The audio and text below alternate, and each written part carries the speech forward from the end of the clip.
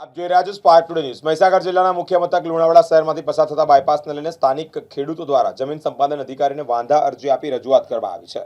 Bypass રોડની જગ્યાએ overbridge બનાવવામાં આવે જેથી ખેડૂતોની ફળદ્રુપ જમીન ન બગડે અને ખેડૂતોને આર્થિક નુકસાન ન વેઠવું પડે। બહાર ગામના ખેડૂત આગેવાનો જિલ્લા સેવા સદન ખાતે એકત્રિત થયા, આવેદનપત્ર આપી અને પોતાનો વાંધો રજૂ કર્યો છે। પોતાની માંગણીઓની રજૂઆત પણ કરવામાં આવી છે। સરકારે આ બાયપાસ માટે જે આ જમીન એક્વાયર કરી છે, સરકાર રોડ કાઢે એનો વાંધો નથી, પણ અમને પોષણ સમયુક્ત ભાવ આપે। 5 રૂપિયાના ભાવે તો સરકાર અમારી મસ્કરી કરે છે। આજે આ ખૂટ રોપ્યા તોથી 100 ફૂટ ઓમ 100 ફૂટ બેલી બાજુ અમારી પાસે 1.5-2 એકર જમીન છે, એમાં સરકાર 1 એકર જમીન તો લે। હવે અડધા એકરમાં મારા છોકરો ચચમ પૂરું કરે એ તો સરકાર વિચાર કરી જોઈએ। અને આ દરેક ઠેકાણે ખેડૂતોનું શોષણ ખેડૂત કરે શું? ગામડાની દશા તો જુઓ સાહેબ।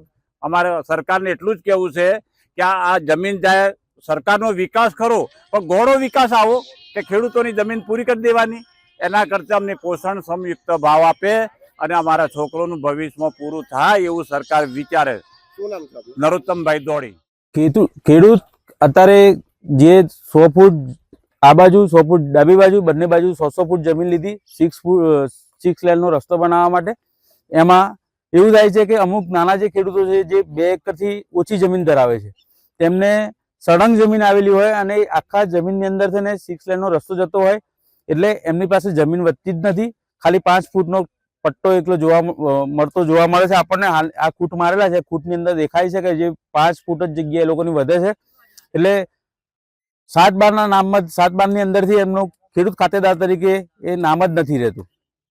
શું માંગણી છે?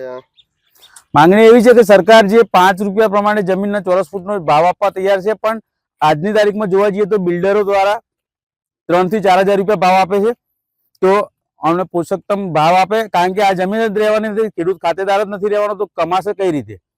જો બીજી જમીન ખરીદવા માટે એની જોડે પૂરતા પૈસા પણ જોઈશે આજની તારીખમાં જોવા જઈએ તો, પણ આ લોકો 5 રૂપિયા લેખે 2 લાખ રૂપિયાના એકરના ભાવ પ્રમાણે આપે છે અને બિલ્ડરો આ જ જમીનના 2-3 કરોડ રૂપિયા આપે છે। તો અમારું તો અમને તો બિલ્ડર લે વધારે સારું કે જમીન જાય તો એના કરતા બિલ્ડર જોડે જાય, પણ હવે આ જમીન અમારી જાહેરનામું પ્રસિદ્ધ થઈ ગયા પછી અમારી જમીન અમે વેચી શકતા પણ નથી। શું નામ છે આપનું? વિશાલ પટેલ।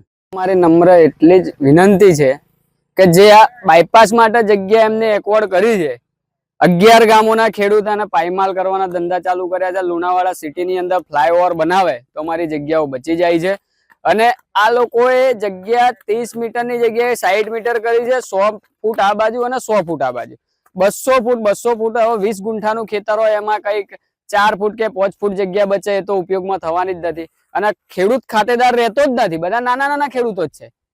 સરકાર આના ઉપર વિચારધારણા લે અને એક કે અમે મહેસૂલ વિભાગમાં પૂછીએ છીએ કે ભાઈ અમને ભાવતાલનો તમે જવાબ આપો, બરોબર? અમને ભાવતાલ પૂછીએ છીએ તમને 29 રૂપિયાના ડબલ 59 રૂપિયા આવું કંઈક અમને ભાવતાલ આપે છે। એનું અમે ભાગ્યાકાર કે ગુણાકાર કરીને ગણવા જઈએ તો 5 રૂપિયા સ્પેર ફૂટ જગ્યા થાય છે। હાલના તબક્કે બિલ્ડરો અમારી જગ્યાઓ લેવા માટે તડપાપડ છે, 2000, 2500, 3000, 4000 ના ભાવે જગ્યાઓ માંગે છે। અમે બાપ દાદાથી જમીનો વેચી નથી, અમારી આજીવિકા અમારા પેઢીના પેઢી છોકરાઓ જીવી શકે તેમાં તો તમે બિલ્ડરોની જગ્યાઓ નથી વેચી। એ જ જગ્યાઓ વેચીને અમે કરોડપતિ બહેન ના બેહી રહ્યા। અત્યારે સરકાર અમારી જોડે અમારી હોના જેવી જગ્યા લેવા માંગે છે।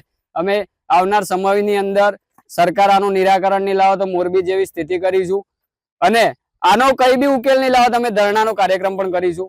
સરકારને મારી આટલી નમ્ર વિનંતી છે। શું નામ છે આપનું? રમેશભાઈ વણકર।